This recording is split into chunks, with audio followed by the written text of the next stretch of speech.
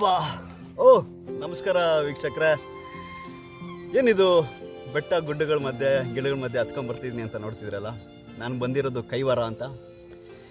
ಈ ಕ್ಷೇತ್ರ ಇದು ಕೋಲಾರ ಜಿಲ್ಲೆಯಲ್ಲಿ, ಕೋಲಾರ ಡಿಸ್ಟ್ರಿಕ್ಟು ಅಲ್ಲೇ ಇದೆ ಇದು ಕೈವಾರ ಅಂತ. ಈ ಕ್ಷೇತ್ರದ ಮಹಿಮೆ ಏನಂದರೆ, ನೀವು ಪುರಾಣ ಇದಕ್ಕೆ ತುಂಬ ಸ್ಥಳದ ಪುರಾಣಗಳಿದೆ. ಮಹಾಭಾರತ ಯುಗದಲ್ಲಿ ಪಾಂಡವರು ಇಲ್ಲಿ ಬಂದು ವನವಾಸ ಮಾಡ್ಕೊಂಡಿದ್ರು. ವನವಾಸ ಬಂದಾಗ ಇಲ್ಲಿ ನಡೆದಿರ್ತಿರ್ತ ಒಂದು ಘಟನೆ, ಭೀಮಾ ಬಕಾಸುರ ಸಂಹಾರ ಮಾಡಿ ಆಗಿರೋದು ಅದೇ ಬೆಟ್ಟ. ಇದು ಭೀಮಾ ಬಕಾಸುರ ಬೆಟ್ಟ ಅಂತ. ಆ ಬೆಟ್ಟ ಹತ್ತಾ ಇದ್ದೀನಿ, ಬನ್ನಿ ಆ ಬೆಟ್ಟದಲ್ಲಿ ಏನಿದೆ ಅಂತ ನೋಡ್ಬೋದು. ಪ್ಲಸ್ ಈ ಸ್ಥಳದಲ್ಲಿ ಒಬ್ಬರು ಯೋಗಿಗಳು, ಕೈವಾರ ತಾತಯ್ಯ ಅಂತ, ಅವರು ತುಂಬ ಕಾಲಜ್ಞಾನನ ಬರೆದಿದ್ದಾರೆ. ಅವ್ರು ಹೇಳಿರೋಂಥ ಕಾಲಜ್ಞಾನ ಈಗಲೂ ನಡೀತಾ ಇದೆ. ಅವ್ರು ಯೋಗಿಗಳಾಗಿ ಅವ್ರಿಗೊಂದು ಏನೋ ಒಂದು ದೇವರು ಒಂದು ಒಲಿಸಿ ಅವ್ರ ಮುಂದೆ ಹೆಂಗೆ ಆಗ್ಬೋದು ಅಂತ ದಿವ್ಯ ದೃಷ್ಟಿ ಬಂದವರು ಒಂದು ಕಾಲಜ್ಞಾನ ಬರೆದಿದ್ದಾರೆ. ಈಗಲೂ ಆ ಕಾಲಜ್ಞಾನ ತುಂಬ ಪ್ರಚಲಿತವಾಗಿದೆ. MS ರಾಮಯ್ಯ ಅವರು ಈ ಸ್ಥಳನ ತುಂಬ ಇಂಪ್ರೂವ್ ಮಾಡಿದ್ದಾರೆ. ಇಲ್ಲಿ ಕೈವಾರ ಮಠ ಅಂತಿದೆ, ಆ ಮಠದಲ್ಲಿ ದಿನಾಗಲೂ ಅನ್ನದಾನ ಅಂತ ನಡೀತಾ ಇರುತ್ತೆ. ನೋಡೋದಕ್ಕೆ ಒಂದು ರಮಣೀಯವಾದಂಥ ತಾಣ. ಬನ್ನಿ ನೋಡ್ತಾ ಹೋಗೋಣ. ಸೊ ಬೆಟ್ಟ ಹತ್ತಕ್ಕೆ ಶುರು ಮಾಡೋಣ. ನೋಡಿ, ಈ ಥರ ಸ್ಟೆಪ್ಸ್ ಇರುತ್ತೆ, ಹಿಂಗೆ ಸ್ಟೆಪ್ಸ್ ಹತ್ಕೊಂಡು ಹೋಗ್ತಾ ಇರಬೇಕು.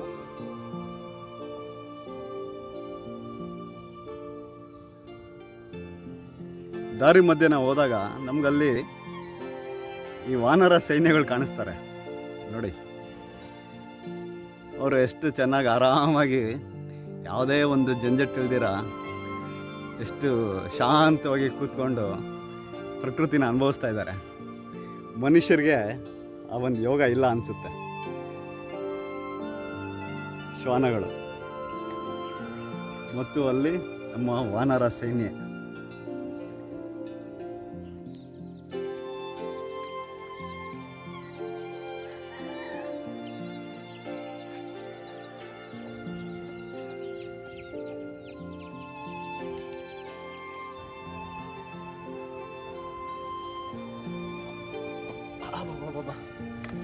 ಕಾಡಲ್ಲಿ ಮೇಡಲ್ಲಿ ಅರವೇ ನೋಡಿ, ಇಲ್ಲಿ ಒಂದು ಏನೋ ಗುಹೆ ಥರ ಆಗಿದೆ. ಗುಹೆ ಅಂತಲ್ಲ, ಧ್ಯಾನ ಮಾಡೋದಕ್ಕೆ ಒಂದೇನೋ ಸ್ಥಳ ಅಂತ. ಜೋರ ಮಳೆ ಬಂದಾಗ ಬಂದಾಗ ರಕ್ಷಣೆ ಒಂದು ರಕ್ಷಣೆ ಇತ್ತು.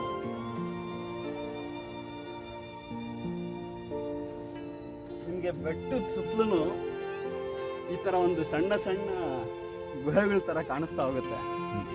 ಬನ್ನಿ ನೋಡೋಣ ಇನ್ನು ಮುಂದೆ ಏನೇನು ಇದೆಯೋ ಅಂತ.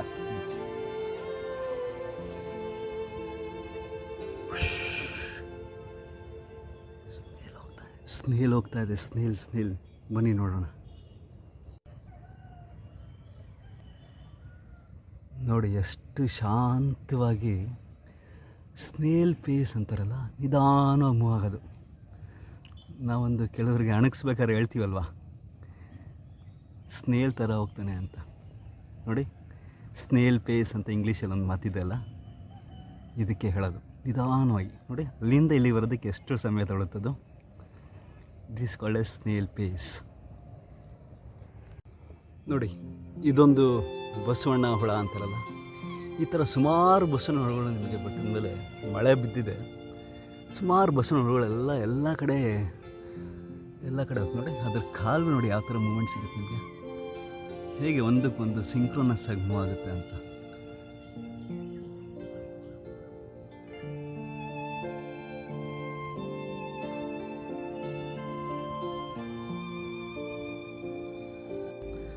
ನೋಡಿ, ಎಂಥ ರಮಣೀಯವಾದಂಥ ತಾಣ. ನಮ್ಮ ಜನಗಳು ಈ ಜನಗಳು ಅದಕ್ಕೆ ಹೇಳೋದು, ಎಷ್ಟು ಕೆಟ್ಟ ಬುದ್ಧಿ ಇರುತ್ತೆ ಅಂದರೆ, ಅವ್ರ ಪ್ರೀತಿನ ನೇಚರಲ್ಲಿ ಹಾಳು ಮಾಡ್ತಾರೆ. ಈ ಥರ ಎಲ್ಲ ಬರೆಯೋದು ಕಲ್ ಮೇಲೆ, ಎಷ್ಟು ದುಷ್ಟ ಬುದ್ಧಿ ಅಲ್ಲ ಇದು. ನೇಚರ್ನ ಹಾಳು ಮಾಡೋದು, ಪ್ರಕೃತಿನ ಹಾಳು ಮಾಡೋದು. ಅದರಲ್ಲಿ ನಾವು ನಿಸೀಮ್ರು ಅನ್ಸುತ್ತೆ ಈ ಥರ ಎಲ್ಲ ಮಾಡೋದ್ರಲ್ಲಿ. ಆಲ್ಮೋಸ್ಟ್ ಬೆಟ್ಟದ ಅರ್ಧ ದಾರಿ ಬಂದಿದ್ದೀವಿ. ನೋಡಲ್ಲಿ ನಿಮಗೆ ಓಮ್ ಬಾವುಟ ಕಾಣಿಸ್ತಾ ಇದೆ. ನಾವು ರೀಚ್ ಆಗಬೇಕಾಗಿರೋ ಪಾಯಿಂಟು ಅಲ್ಲಿ, ಆ ಪಾಯಿಂಟ್ಗೆ ಹೋಗ್ಬೇಕು. ಬನ್ನಿ ಹೋಗೋಣ. ಏನು ಹನುಮಂತ, ಬೆಟ್ಟ ಕಾಯ್ತಾ ಇದೆಯಾ? ಏನು ಸಮಾಚಾರ ಬೆಳಗ್ಗೆನೆ? ಹಾಂ, ಏನು ಮಾಡಬೇಕು ಅಂತ ಗೊತ್ತಾಗ್ತಾ ಇಲ್ವಾ? ಹಾಂ, ಎಲ್ಲೋಗ್ತಾ ಇದೆಯಾ? ಓ ಓಕೆ ಅಮ್ಮ, ಫುಲ್ ಬ್ಯುಸಿ ಆಗಿದೆಯಾ ಅನ್ಸುತ್ತೆ. ಓಡ್ ಬಾ, ಬಾಯ್. ನೋಡಿ ವೀಕ್ಷಕರೇ, ಇನ್ನೇನು ಆಲ್ಮೋಸ್ಟ್ ರೀಚ್ ಆಗ್ತಾಯಿದ್ದೀವಿ. ರಾಮತಿಲಕ ನಿಮಗೆ ನಾಮತಿಲಕ ಕಾಣಿಸ್ತದೆ ನೋಡಿ ಅಲ್ಲಿ. ಈ ನಾಮತಿಲಕದ ಮುಖಾಂತರ ಇಲ್ಲೊಂದು ಬಂಡೆಗಳ ಮಧ್ಯದಲ್ಲಿ ಹೋಗ್ಬೇಕು ನಾವು. ಬನ್ನಿ ನೋಡ್ತಾ ಹೋಗೋಣ. ನೋಡಿ ಇಲ್ಲಿ ನಾವು ಹಿಂಗೆ ಬೆಟ್ಟ ಹತ್ತಿರ್ಬೇಕಾರೆ ಏನೋ ಒಂದು ಗವಿ ಕಾಣಿಸ್ತಿದೆ.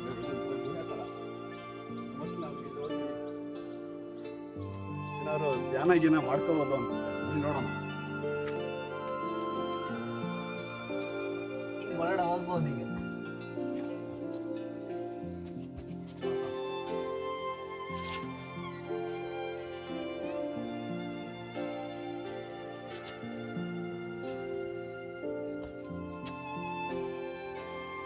ಧ್ಯಾನ ಮಾಡೋದಕ್ಕೆ ಕರೆಕ್ಟ್ ಆದಂಥ ಸ್ಥಳ ನೋಡಿ. ಅದಕ್ಕೆ ಇಂಥ ಕಡೆ ಎಲ್ಲ ನಾವು ಮಾಡಿದಾಗ ನಮಗೆ ಬೇಗ ಎನ್ಲೈಟ್ಮೆಂಟ್ ಆಗ್ಬೋದು ಅನ್ಸುತ್ತೆ ನೋಡಿ. ಈಗ ನಾನು ಎಂಟರ್ ಆಗ್ತಿರೋದು ಒಂದು ವಿಶಾಲವಾದ ಒಂದು ಡೋರ್ ಥರ, ಕಲ್ಲು ಡೋರ್ ಥರ. ಬಕಾಸುರನ ಹೆಬ್ಬಾಗಿಲು ಅಂತ ಇಲ್ಲಿ ಬರೆದಿದ್ದಾರೆ ನೋಡಿ. ಬಕಾಸುರನ ಹೆಬ್ಬಾಗಿಲು, ಬಕಾಸುರ ನೋಡಿ. ಇಲ್ಲಿಂದ ನಾವು ಎಂಟ್ರಿ ತಗೊಂಡು ಈ ಸಂಧ್ಯೆ ಒಳಗೆ ಹೋದಾಗ ಬಕಾಸುರನ ಬಂಡೆಗೆ ಹೋಗೋದಕ್ಕೆ ನೀವು ಮಾಡ್ತೀವಿ. ಎಲ್ಲಿ ಭೀಮ ಬಕಾಸುರನ ಬಂಡೆ ಹಾಕಿರೋ ಅಂತ ಒಂದು ಸ್ಥಳ. ಬನ್ನಿ ನೋಡ್ತಾ ಹೋಗೋಣ. ನೋಡಿ ಈ ಪ್ಲೇಸ್ಗೆ ನಾವು ಬಂದಾಗ ಇಲ್ಲಿ ಒಂದು ಆ ಬಂಡದ ಮಧ್ಯೆ ಇಲ್ಲೊಂದು ಜಾಗ ಕಾಣಿಸ್ತದೆ ನೋಡಿ. ಇದು ಭೀಮ ಕೂತ್ಕೊಂಡಾಗ ಆಗಿರೋ ಅಂಥ ಒಂದು ಮೋಲ್ಡ್ ಅಂತ ಹೇಳ್ಬೋದು ನೋಡಿ. ಈ ಬಂಡಲ್ಲಿ ಭೀಮ ಇಲ್ಲ ಕೂತ್ಕೊಂಡಾಗ ಆ ಬಂಡೆನೇ ಒಳಗಡೆ ಹೋಗ್ಬಿಟ್ಟಿದೆ ಅನ್ನೋದಕ್ಕೆ ಒಂದು ಪುರಾವೆಗಳು ಇಲ್ಲ ಸಾಕ್ಷಿಗಳು ಅಂತ ಕಥೆಗಳಲ್ಲಿ ಹೇಳ್ತಾರೆ.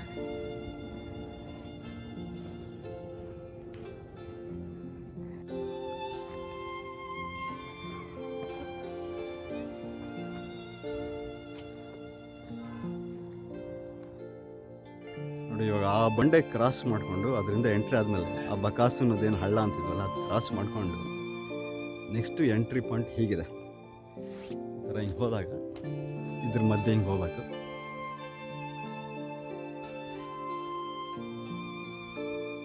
ನೋಡಿ ಅಲ್ಲಿ ಆ ಒಂದು ಸಂಧಿ ಕಲ್ಲುಗಳ ರಂಧ್ರದಿಂದ ಆಚೆ ಬಂದ್ವಲ್ಲ, ಅಲ್ಲಿ ಬಂದಮೇಲೆ ಈ ಕೆಳಗಡೆ ಒಂದು ಮರ ಇದೆ. ಈ ಮರದ ಕೆಳಗಡೆ ಒಂದು ಕಲ್ಲು ಹಾಕಿದ್ರೆ ಆಯಾಸನ ಪರಿಹಾರ ಮಾಡ್ಕೊಳ್ಳೋದಕ್ಕೆ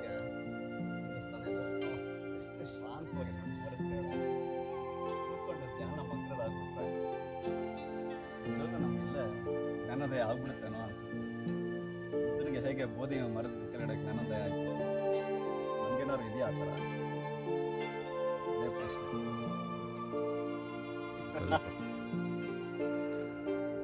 ನೋಡಿ ಹಿಂಗೆ ಹತ್ತಾ ಇರ್ಬೇಕು. ಈ ಥರ ಸುಮಾರು ನಿಮಗೆ ಕಲ್ಲುಗಳಲ್ಲಿ ಕೊರೆದಿರೋ ಅಂಥ ಒಂದು ರಂಧ್ರಗಳ ಥರ ಕಾಣಿಸ್ತಾ ಹೋಗ್ತವೆ. ಇಲ್ಲಿ ನೋಡ್ಬೋದು ನೋಡಿ. ನಮ್ಮ ಫ್ರೆಂಡ್ ಜೈ ಹನುಮಾನ್, ಬೋಲೋ ಜೈ ಶ್ರೀ ಹನುಮಾನ್ ಕಿ ಜೈ. ಏನು ರಾಜಾ ಫುಲ್ ಏನೋ ತಿಂತಾ ಇದೆಯಾ ಬ್ಯುಸಿಯಾಗಿ? ಓಕೆ ನೋಡಿ ಹೋಗ್ತಾವನ್ನೆಲ್ಲ ಏನೋ ಕೆಲಸ ಒಂದು.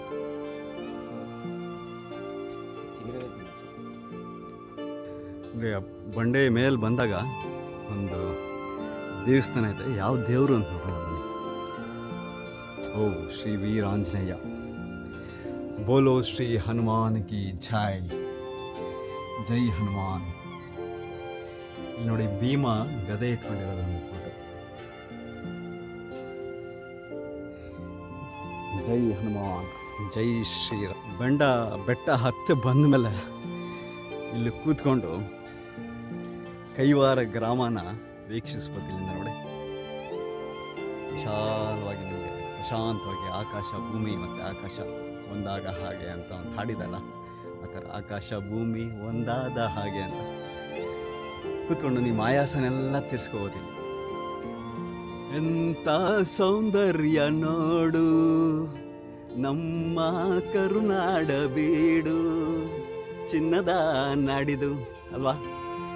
ಎಷ್ಟು ರಮಣೀಯವಾಗಿದೆ ಅಲ್ವಾ ವೀಕ್ಷಕರೇ? ನೋಡಿ ಲೈಫಲ್ಲಿ ಒಂದ್ಸರಿ ಅವರು ಬನ್ನಿರಿ ಈ ಪ್ಲೇಸ್ನ ಅನುಭವಿಸಿ. ನಿಮ್ಗಾದ ಅನುಭವಗಳನ್ನ ಇನ್ನೊಬ್ಬರ ಹತ್ರ ಹಂಚ್ಕೊಳ್ಬೋದು. ನಿಮ್ಮ ಮೆಮೊರೀಸ್ ತುಂಬ ಸ್ಟ್ರಾಂಗ್ ಆಗಿರುತ್ತಲ್ಲ ಈ ಥರ ಸ್ಥಳಗಳೆಲ್ಲ ಹೋದಾಗ.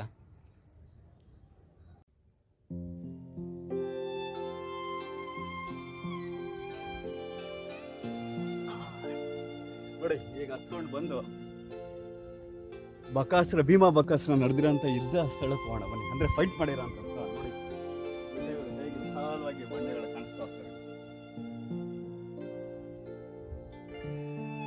ನೋಡಿ ಅಲ್ಲಿ ನಿಮಗೆ ಎದುರು ಕಾಣಿಸ್ತಿದೆಯಲ್ಲ, ಆ ಬಂಡೆ ಒಳಗಡೆನೆ ಬಕಾಸುರನ ಹಾಕಿರೋದು ಅಂತ ಪುರಾಣಗಳಲ್ಲಿ ಹೇಳ್ತಾರೆ. ಅಲ್ಲೇ ಬಕಾಸುರನ ಭೀಮ ಕಲ್ಲು ಹಾಕಿ ನಾನು ಯಾವಾಗ ಆಚೆ ಬರಬೇಕು ಅಂತ ಕೇಳ್ತಾನೆ ಬಕಾಸುರ. ನನ್ನ ಹೆಸರು ಭೀಮ ಅನ್ನೋ ಹೆಸರು ಯಾವಾಗ ಹೋಗುತ್ತೋ ನೀನು ಆವಾಗ ಆಚೆ ಬರ್ಬೋದು ಅಂತ ಕತೆ ಪುರಾಣಗಳಲ್ಲಿ ತಿಳಿಸ್ತಾರೆ. ಬೆಟ್ಟ ಕೊನೆ ಹಂತಕ್ಕೆ ಆಲ್ಮೋಸ್ಟ್ ರೀಚ್ ಆಗಿದ್ದೀವಿ. ನೋಡಿ ಹೇಗೆ ಇಲ್ಲಿಂದ ಹೇಗೆ ಕಾಣಿಸುತ್ತೆ ಊರು ಅಂತ. ಆಲ್ಮೋಸ್ಟ್ ಒಂದು ಬೆಟ್ಟದ ಒಂದು ಕೊನೆ ಹಂತದಲ್ಲಿ ನಿಂತ್ಕೊಂಡು ಈ ವಿಡಿಯೋ ಶೂಟ್ ಮಾಡ್ತಾ ಇದ್ದೀನಿ ನಾನು. ಹೇಗೆ ಊರು ಕಾಣಿಸುತ್ತೆ ನೋಡಿ.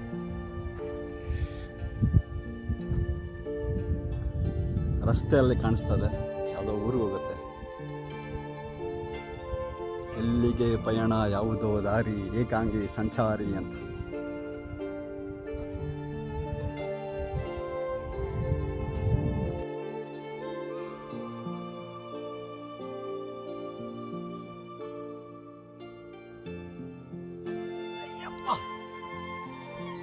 ಸ್ಟೆಪ್ಸ್ ಎಲ್ಲ ಹಾಕಿದ್ದಾರೆ, ಚಿಕ್ಕದಾಗಿ ಮೋಸ್ಟ್ಲಿ ಸ್ಟೆಪ್ಸ್ ಎಲ್ಲ ಮಾಡಿದ್ದಾರೆ. ಬಟ್ ಹಿಂಗೆ ಹತ್ಕೊಂಡು ಹೋದ್ರೆ ಈ ಸಂದಿಲ್ಲ, ಇನ್ನೂ ಪೀಕ್ ಆಫ್ ದಿ ಬೆಟ್ಟ ಹತ್ಬೇಕು ಅಂತ ನೋಡೋಣ. ಅದು ಹೇಳ್ತಿದ್ದಲ್ಲ, ಅಲ್ಲಿ ಹೆಜ್ಜೆ ಗುರುತುಗಳಿದೆ ಅಂತ, ಹೆಜ್ಜೆ ಗುರುತುಗಳು ನೋಡಬೇಕು. ನೋಡಿ ಹಿಂಗೆ ಹತ್ಕೊಂಡು ಯಪ್ಪ ಹಿಂಗೆ ಹತ್ಕೊಂಡು ಹೋಗ್ತಾ ಇರೋದು. ಬನ್ನಿ will go and C.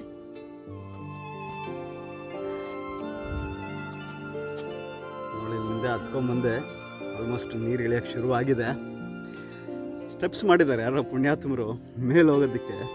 Steps ಮಾಡಿದ್ದಾರೆ ಈಸಿಯಾಗಿ. ಈ ಸ್ಟೆಪ್ಸ್ ಹತ್ಕೊಂಡು ಹೋಗ್ಬೇಕು. ಬನ್ನಿ 10 ಸ್ಟೆಪ್ಸ್ ಹತ್ಕೊಂಡು ನೋಡೋಣ ಅದರ ಅನುಭವ ಹೇಗಿರುತ್ತೆ. ನೋಡಿ ಆ ಸ್ಟೆಪ್ಸ್ ಹತ್ಕೊಂಡ್ಬಂದ್ಮೇಲೆ so we are almost reaching to the peak point of the hill. ಇದು ಪೀಕ್ ಪಾಯಿಂಟ್, ಈ ಬೆಟ್ಟದ್ದು ಕೈವಾರ ಬೆಟ್ಟದ್ದು ಕೊನೆ ತುದಿ ಅಂತ ಹೇಳ್ತೀವಲ್ಲ.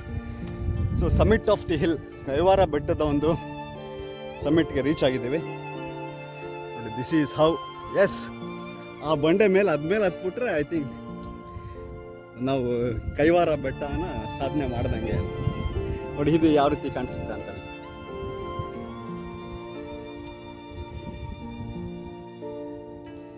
ಸೊ ದಿಸ್ ಈಸ್ ಕೈವಾರ ಬೆಟ್ಟ. ನೋಡಿ ಇಲ್ಲಿ ನೋಡಿ ವೀಕ್ಷಕರೇ, ಇಲ್ಲಿ ತೋರಿಸ್ತಾ ಇದ್ದಾರೆ ಭೀಮ ಬಕಾಸುರನ ಫೈಟ್ ಮಾಡ್ತಾರ ಅಂತ ಒಂದು ದೃಶ್ಯ ಯಾರೋ ಬಿಡಿಸಿದ್ದಾರೆ ಬಂಡೆ ಮೇಲೆ. ಆ್ಯಕ್ಚುಲಿ ಇದನ್ನ ಪ್ರಕೃತಿನ ಹಾಳು ಮಾಡಿದ್ದಾರೆ. ಜಸ್ಟ್ ಜನಗಳಿಗೆ ಒಂದು ರೆಫರೆನ್ಸ್ ಆಗಿ ಇಲ್ಲೇ ಫೈಟ್ ಮಾಡಿರೋದು ಅನ್ನೋದಕ್ಕೆ ಒಂದು ಉದಾಹರಣೆಯಲ್ಲಿದೆ. ನೋಡಿ ವೀಕ್ಷಕರೇ, ಅಲ್ಲಿ ಕೈವಾರದ ಈ ಗ್ರಾಮದ ತೋಟಗಳಿದೆಲ್ಲ ಮಾಡ್ಕೊಂಡಿದ್ದಾರೆ ಇಲ್ಲಿ. ಆ ಪ್ಲೇಸಿಂದ ಇಲ್ಲಿ ನೋಡಿ ಅಲ್ಲೊಂದು ತೋಟ ಕಾಣಿಸ್ತಿದೆ ನೋಡಿ, ಅಲ್ಲಿ ಕೆಳಗಡೆ ಇರೋ ತೋಟ. ಅಲ್ಲಿ ನಮ್ಮ ಮಾವನವ್ರ ತೋಟ ಇದೆ. ಆ ತೋಟದಲ್ಲೇ ನಮ್ಮ ತಂದೆ ನಮ್ಮ ಮಣ್ಣು ಮಾಡಿರೋದು. ಆಮೇಲೆ ಈ ಬೆಟ್ಟ ಮೇಲೆ ಬಂದಮೇಲೆ ನೋಡಿ ಇನ್ನೊಂದು ಬೆಟ್ಟ ಕಾಣಿಸುತ್ತೆ ನಿಮಗೆ. ಈ ಬೆಟ್ಟದ ಮೇಲೆ ನೋಡಿ ಅಲ್ಲಿ ಸ್ವಲ್ಪ ಸಣ್ಣದಾಗಿ ಒಂದು ಸಣ್ಣ ಸಣ್ಣ ರಂಧ್ರಗಳ ಥರ ಕಾಣಿಸುತ್ತೆ. ಅದನ್ನ ಭೀಮ ಬಕಾಸುರನ ಹೆಜ್ಜೆ ಗುರುತುಗಳು ಅಂತ ಹೇಳ್ತಾರೆ. ನೋಡಿ ಇಡೀ ಪ್ರದೇಶ ಹೇಗೆ ಕಾಣಿಸುತ್ತೆ ಸುತ್ತು ಪೀಕ್ ಆಫ್ ದಿ ಬೆಟ್ಟದ ಮೇಲಿಂದ ನಾವು ನೋಡಿದಾಗ ನಿಮಗೆ ಬೆಟ್ಟ ಹೇಗೆ ಕಾಣಿಸುತ್ತೆ ಅಂತ.